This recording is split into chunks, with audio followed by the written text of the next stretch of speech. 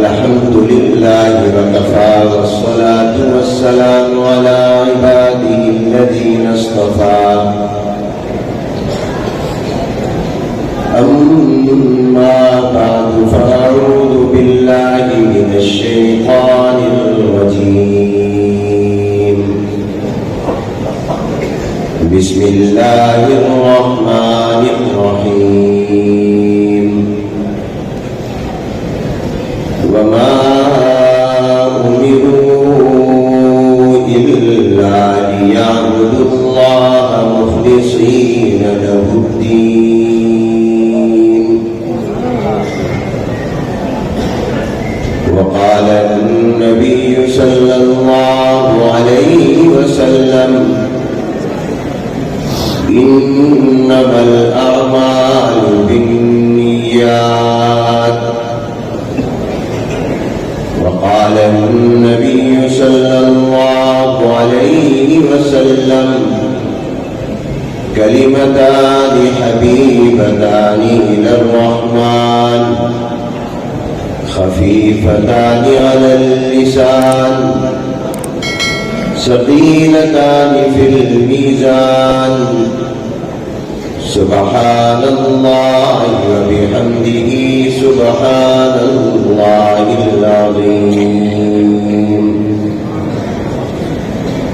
صدق الله العظيم وصدق رسوله النبي الكريم ونحن على ذلك لمن الشاهدين والشاكرين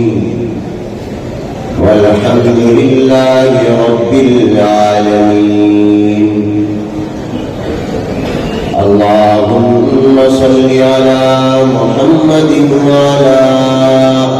آل محمد كما صليت على إبراهيم وعلى آل إبراهيم إنك حميد مجيد اللهم بارك على محمد وعلى آل محمد كما باركت على إبراهيم وعلى آل إبراهيم إنك حميد مجيد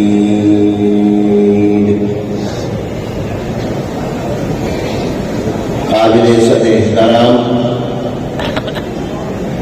حضرات علماء کرام شیوخ حدیث اساتذہ کرام فضلاء کرام قراء و حفاظ کرام متخصصین بزرگان محترم مکرم برادران اسلام خواتین اسلام طلباء عزیز السلام علیکم ورحمۃ اللہ وبرکاتہ۔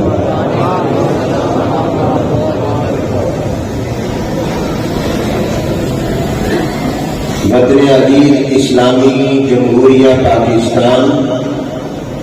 اور اہل سنت والجماعت کی عظیم قدیمی تاریخی تعلیمی و تربیتی تبلیغی و اصلاحی دینی درسگاہ جامعہ دارالعلوم کبیروالا ضلع خانیوال پنجاب کے سالانہ اجتماع میں آج بتاریخ 29 جمادی الثانیہ سن 1444 ہجری مطابق 22 جنوری سن 2023 بروز اتوار بعد نماز ظہر ہم سب کی شرکت باعث سعادت ہے۔ دعا ہے کہ اللہ تبارک و تعالی اسے ہماری بخشش کا، مغفرت کا اور نجات کا سبب بھی بنا دے۔ میں صمیم قلب سے شکر گزار ہوں دارالعلوم کبیروالا کے محترم و شیخ الحدیث وفاق المدارس العربیہ پاکستان کی مرکزی مجلس عاملہ کے معزز و محترم رکن حضرت مولانا ارشاد احمد صاحب دامت برکاتہ العالیہ اور جامعہ کے استاد الحدیث وفاق المدارس پاکستان کی امتحانی کمیٹی کے معزز و محترم رکن حضرت مولانا مفتی حامد حسن صاحب اور تمام اساتذہ کرام منتظمین کا جنہوں نے آپ کو اور مجھے اس مبارک تقریب میں شرکت کی دعوت دے کر اس سعادت میں شریک کیا. دعا ہے کہ اللہ تبارک و تعالی ہم سب کی اس شرکت کو اپنی بارگاہ میں قبول فرمائے. دینی مدارس کے اجتماعات دین کو سمجھنے اور سمجھانے کے لیے منعقد کیے جاتے ہیں. ان اجتماعات کا مقصد نہ ووٹ ہوتا ہے نہ نوٹ ہوتا ہے.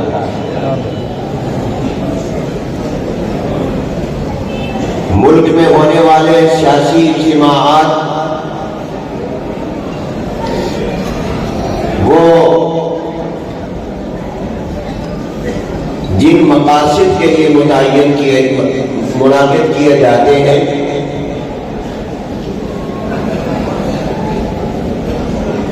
بعض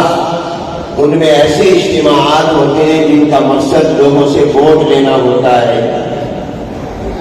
اور بعض اجتماعات کا مقصد نوٹ ہوتا ہے، پیسے کمانا ہوتا ہے.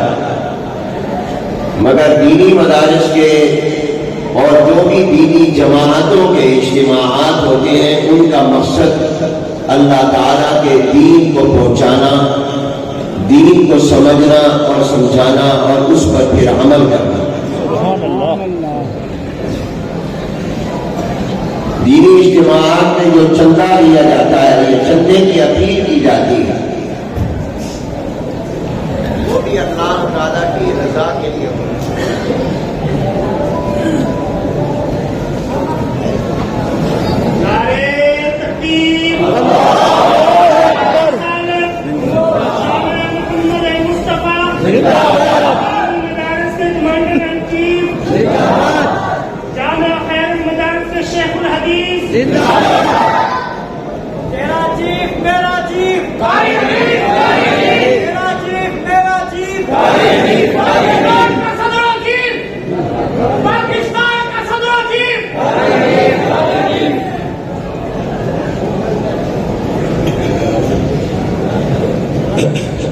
دینی مدارس کے اجتماعات میں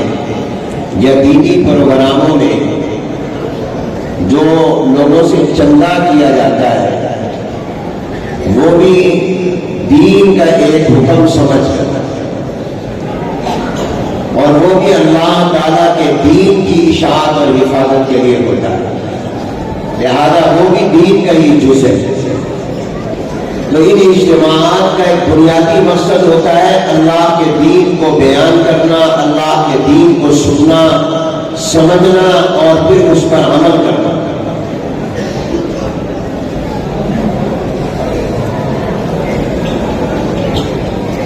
اور خاص طور پر یہ جو سالانہ اجتماع ہوتا ہے یہ تو اس لحاظ سے بھی مبارک ہوتا ہے کہ اس میں قرآن کریم جن طلباء نے حفظ کیا ہوتا ہے وہ اپنا آخری سبق سناتے ہیں، ان کے حفظ قرآن کی تکمیل ہو رہی ہوتی ہے، اور جن نے علم دین حاصل کیا ان کا بھی آخری سبق ہو رہا ہوتا ہے. تو اس کی برکت اور فضیلت میں اور اضافہ ہو جاتا ہے. اس لیے میری یہ درخواست ہے کہ ہم جتنے لوگ بھی اس اجتماع میں شریک ہیں وہ سب سے پہلے اپنی نیت کو درست کر لیں کہ ہم اللہ تعالیٰ کی رضا کے لیے اس اجتماع میں آئے ہیں. کسی ریاکاری، دکھلاوے اور شہرت اور تعریف کے لیے، کسی کی ملاقات کے لیے اور کانوں کی لذت کے لیے، واہ واہ کے لیے نہیں، بلکہ صرف اور صرف اللہ تعالیٰ کی رضا کے لیے ہم اس اجتماع میں آئے ہیں۔ آپ کا، ہم سب کا آنا بیٹھنا سننا عبادت اور ثواب بن جائے۔ گزارشات کا عنوان ہے اخلاص و للہیت اور اتباع سنت۔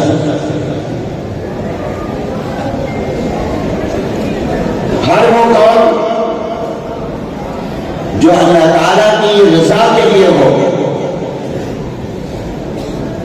وہ اگر چھوٹا بھی ہو تو اللہ تعالیٰ اس کو بڑا بنا دیتے ہیں، کیونکہ اللہ تعالیٰ سب سے بڑے ہیں۔ جب اللہ سب سے بڑے ہیں تو جو کام اللہ تعالیٰ کے لیے ہوگا وہ کام اور نیکی بھی چھوٹی نہیں، وہ بڑی بن جائے۔ اور جو کام بھلے وہ عبادت اور نیکی ظاہراً کیوں نہ ہو، لیکن وہ اللہ تعالیٰ کی رضا کے لیے نہ ہو، لوگوں کے لیے ہو، مخلوق کے لیے ہو، کسی کو دکھانے اور خوش کرنے کے لیے ہو، وہ ظاہراً اور دیکھنے میں کتنی بڑی عبادت کیوں نہ ہو، اس کی کاغذ کے برابر بھی اور ذرے کے برابر بھی کوئی حیثیت نہیں ہے، اس لیے کہ تمام مخلوق اللہ کے سامنے اللہ کی شان ذات کے مقابلے میں کوئی حیثیت نہیں ہے۔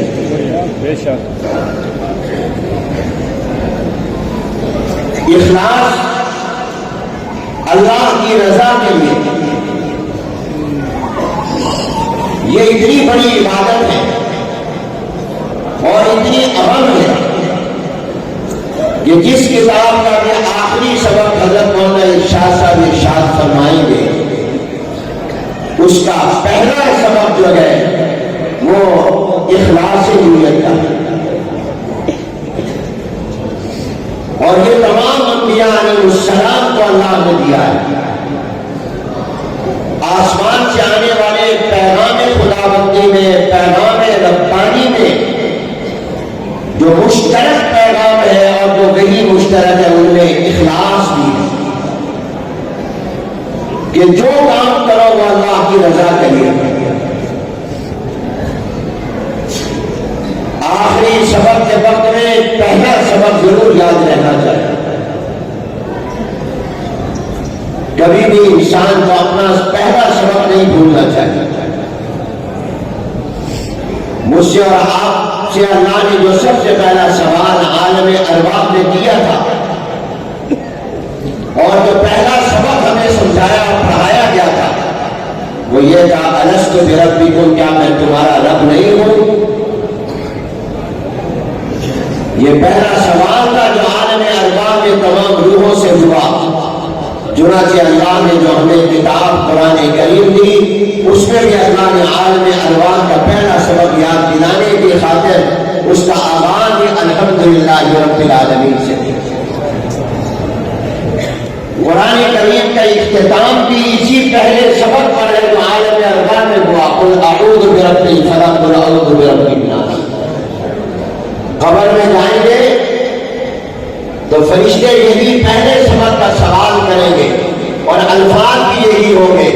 یہ بھی نہیں کہیں گے من الہ کا، تیرا معبود کون ہے؟ من خالق کا، تیرا خالق کون ہے؟ من رازق کا، تیرا رازق کون ہے؟ نہیں، بلکہ قبر میں بھی یہ سوال ہوگا من رب کا، تیرا رب کون ہے؟ جو پہلا سبق اللہ نے تجھے پڑھایا تھا وہ کہیں بھول کر جو قبر میں نہیں آیا تو یہ یاد ہے یا نہیں ہے؟ پہلا سوال وہاں بھی یہ ہوگا تیرا رب ہوگا۔ تو معلوم ہوا کہ اپنے پہلے سبق کو یاد رکھنا چاہیے۔ دورہ حدیث کے سال کا پہلا سبق یہ صرف اخلاص نہیں ہے، بلکہ مدرسے کی تعلیم کا پہلا سبق یہ ہے کہ تم یہ جو پڑھ رہے ہو، اس تعلیم کا آغاز کر رہے ہو،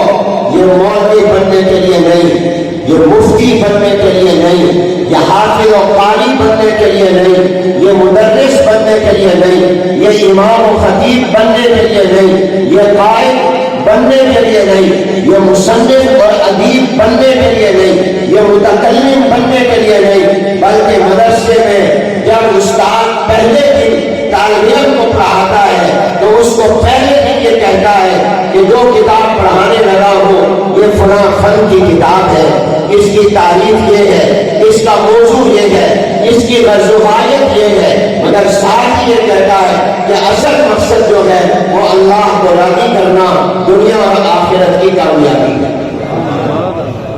مدرسے کا پہلا سبق اللہ کی رضا ہے، مدرسے کا پہلا سبق سعادت دارین ہے،